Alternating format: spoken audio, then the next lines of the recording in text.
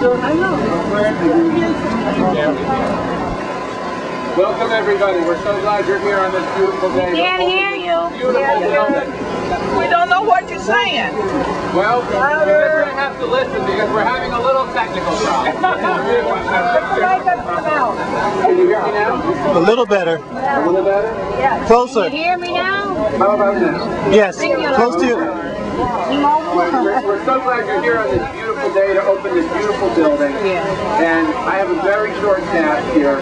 It's simply to start off by acknowledging all of the members of the library board who have worked with our patrons board and the other library staff to make this possible. So I just ask you to join me in thanking Elsie Chapman, Vice Chairman of the board, Peggy Fisher, our treasurer, Marlene Woodman, Claudia Merson, Joyce Holmes, and Dolores Colon. Thank you all so much.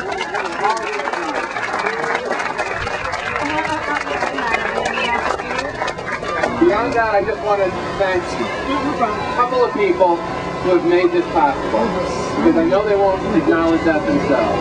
First is the chair of our patrons board, Mike Moran.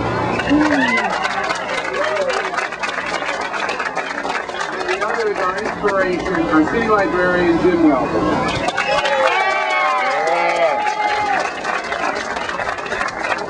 I won't take any more of your time. Thank you all. I know you want to get inside. Move it. Okay. So we turn the mic over to Mike Moran, who's the chairman of the library's patrons board, our private fundraising arm, who did a magnificent job of raising private funds.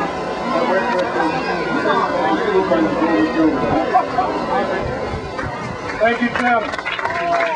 Good afternoon, or I think I can say great afternoon. I come from a place down the street named Yale University, which has a pretty good library, which says on the library is the heart of the university. And today we restore and revive the heart of the Hill neighborhood with this Courtland Seymour Wilson grant of the library.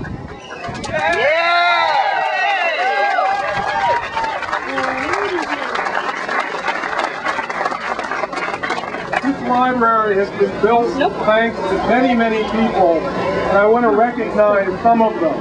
I'm going to call on one of our great political leaders in a moment, but it's not only city support that built the largest grant that the state gives to public libraries, $500,000. And I want to recognize and thank our state senators who are here, State Senator Hart from this neighborhood.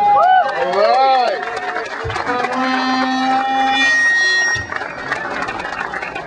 And State Senator Marty Looney. Yeah. The city committed $6 million, a very large sum to make this happen. The state came in with $500,000. And then we decided to take community in asking neighbors and corporations and foundations. That effort was led by a group called the Patrons of the New Haven Free Public Library, a terrific set, all volunteers, and I want all of them to raise their hands so they can be recognized.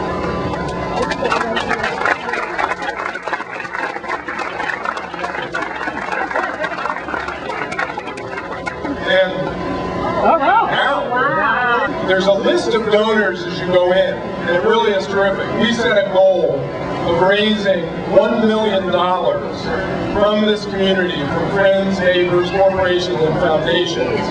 And I'm proud to say that we have raised in hand in real pledges $1,080,000.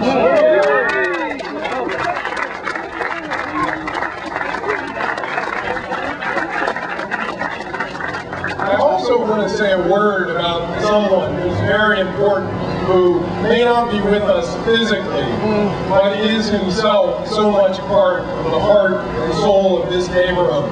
Courtland Seymour Wilson, for whom this branch is named.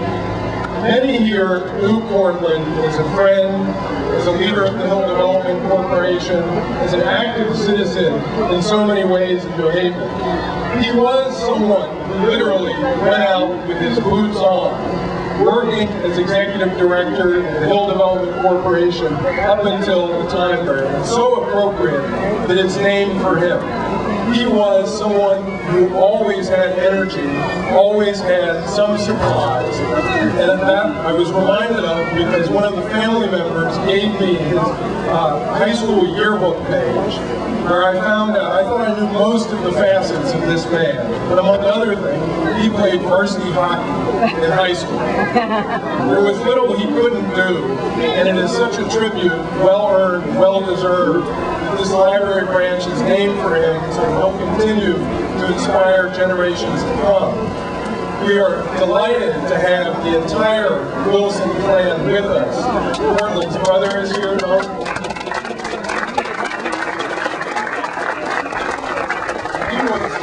Courtland, we knew him, was very proud of saying he came from 5 generations, 2 before him, 2 that followed in New Haven. And it's wonderful to have all of his children here. His son Courtland, his son Peter, his daughter Ruthie, and his son John.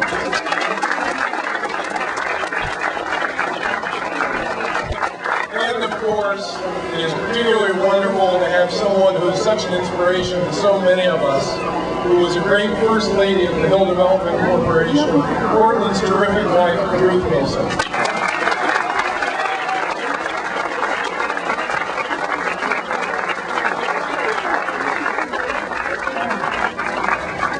It's now my pleasure to hand the mic over to the alderwoman from this neighborhood.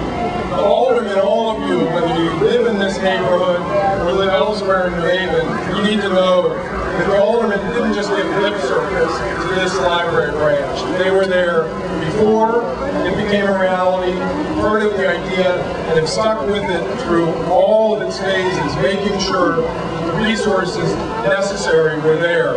So the aldermen as a group deserve a great hand. And this neighborhood, the whole neighborhood, has a tremendous delegation that stood up for this library branch. So I want to call upon and please welcome Jackie James, alderwoman from this ward.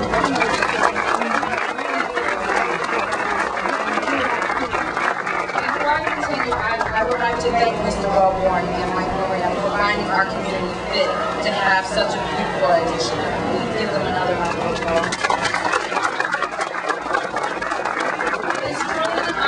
It's truly an honor and a privilege to be here today to stand here and represent the community. I would like to introduce other aldermen who truly feel the same way. George Perez,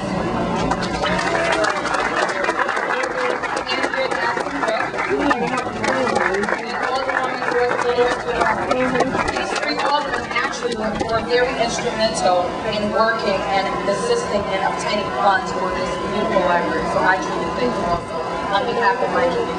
Thank you.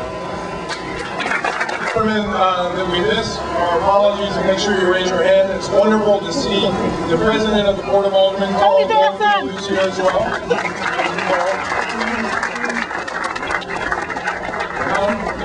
Brad was right that Jim doesn't give himself enough credit. So let's thank again the leader of this library system, Jim.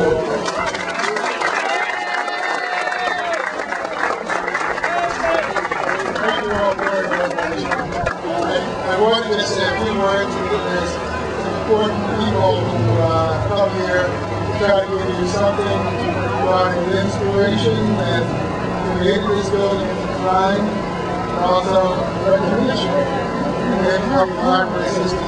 This building already achieving nationwide what it's doing. Before I do that, I really wanted to share with you the fact that it was really during the renovation of the main library that required library staff and operation of temporary move to the hill.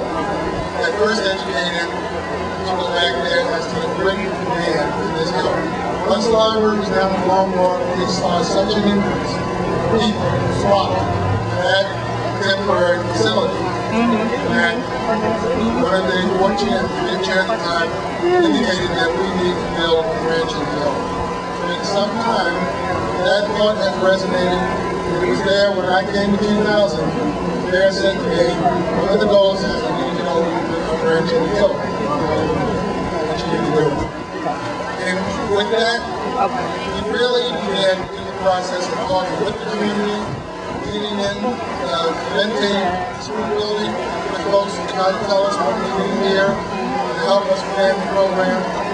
But the real concept, the idea, started to emerge when we selected the housing architect we began to sit down and work with us to try to take the word vision and to try to turn it into physical space. The criteria that I said to Paul is that it's got to be of the 21st century. All we know is that we can't go somebody from outside that is committed. It's got to fit this neighborhood. We don't compromise anything. We don't have much space here. So, all of the housing decided by sections here. I want to ask Paul to come forward, say a few words about this building, but he is on to it. It is trying to achieve all.